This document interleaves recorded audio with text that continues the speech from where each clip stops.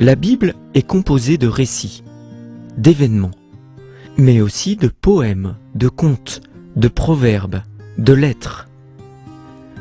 La Bible a été écrite par de nombreux auteurs sur plus de 1000 ans. Ces auteurs sont reconnus comme inspirés par Dieu. Les textes de la Bible racontent l'histoire de Dieu avec son peuple et comment les croyants découvrent petit à petit qui est Dieu et comment celui-ci intervient dans leur vie, comment il les sauve. Les premières pages de la Bible nous racontent pourquoi Dieu a créé le monde et l'humanité. C'est un récit qui s'intéresse au sens et qui n'a pas pour objectif de donner des réponses scientifiques. Nous découvrons dans ce texte que l'homme et la femme sont créés à l'image de Dieu, pour vivre en harmonie dans la création qui les entoure, avec la responsabilité d'en prendre soin, pour en préserver l'équilibre et la richesse. Ils sont invités à partager la joie d'une alliance d'amour, l'un avec l'autre, mais aussi avec Dieu, leur Créateur. Dieu met donc l'homme et la femme au centre de sa création. Mais survient pour l'homme et la femme la tentation de croire que Dieu se réserve la meilleure part, et qu'en refusant de lui obéir, on pourrait devenir comme lui, Dieu nous-mêmes. L'homme et la femme osent donc à un moment ne plus faire confiance à Dieu. Ils se coupent ainsi eux-mêmes de Dieu, leur source vitale. C'est cela que la Bible appelle le péché. C'est être séparé du Dieu de la vie, de Dieu qui donne la vie. Le péché éloigne l'homme de Dieu. Il éloigne l'homme de son semblable. Il éloigne l'homme de la vie. Mais Dieu n'abandonne pas l'homme à son triste sort.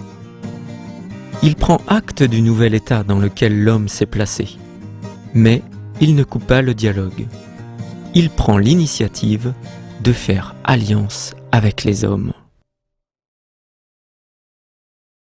Toute la Bible va alors raconter comment Dieu vient à la rencontre de l'homme, comment il va sauver l'homme de situations de mort, en redonnant la vie, en redonnant espoir.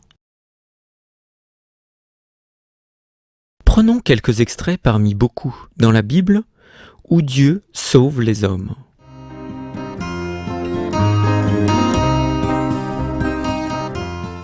Abraham et sa femme Sarah ne peuvent pas avoir d'enfants. Ils sont trop vieux pour en avoir. Dieu va les sauver de cette situation en leur promettant un fils. Dieu établit aussi une alliance avec Abraham et avec toute sa descendance qu'il promet nombreuse. Cette descendance sera plus tard esclave en Égypte. Par Moïse, Dieu sauve le peuple avec lequel il a fait alliance. Il libère son peuple de l'esclavage et dans le désert, il lui donne des lois de vie.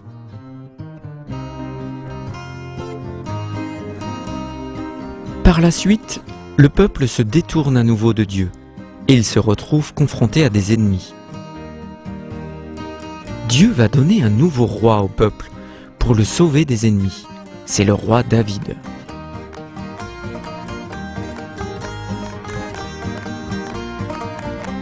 Lorsque le peuple fait fausse route, Dieu fait se lever des prophètes. Par les prophètes, Dieu dit aux hommes de ne pas vivre dans le péché.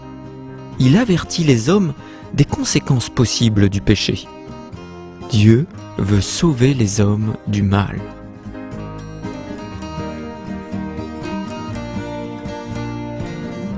Les prophètes annoncent aussi la venue d'un sauveur, un Messie libérateur pour les hommes. Lorsque l'ange Gabriel vient voir Marie pour lui annoncer qu'elle aura un enfant, il lui dit qu'il sera appelé Fils de Dieu. Lorsque Jésus est né, les anges apparaissent aux bergers pour leur annoncer qu'un sauveur est né. Ce sauveur, le Fils de Dieu, c'est Jésus. La vie de Jésus est tout entière une vie qui sauve. Il guérit, il enseigne, il écoute, il pardonne, il relève de la mort, parce qu'il aime. Par Jésus, Dieu donne tout son amour, un don par-dessus tout, un pardon à tous les hommes. Dieu redit à l'homme qu'il l'aime. Mais c'est surtout dans sa mort et sa résurrection que Jésus nous sauve. En effet, Jésus nous sauve par le don qu'il fait de lui-même, sans violence. Et lorsque 3 jours après sa mort, Jésus ressuscité apparaît à ses disciples, il montre que Dieu est plus fort que la mort, plus fort que le mal de la croix. La mort, le mal, la souffrance n'ont pas le dernier mot. Ils ne sont pas une fin. Jésus traverse la mort et ouvre un passage pour une vie possible avec lui, la vie éternelle. La vie qu'il donne, c'est pour toujours. Et il envoie l'Esprit Saint, l'Esprit de Dieu, pour être animé de sa vie, de sa présence, et vivre dès aujourd'hui de son amour.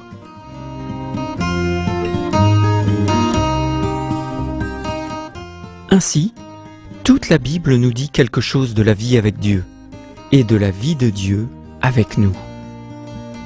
En effet, parler du salut de l'homme, c'est parler d'une libération définitive du mal, du péché, de la mort, et c'est parler d'une communion définitive avec Dieu.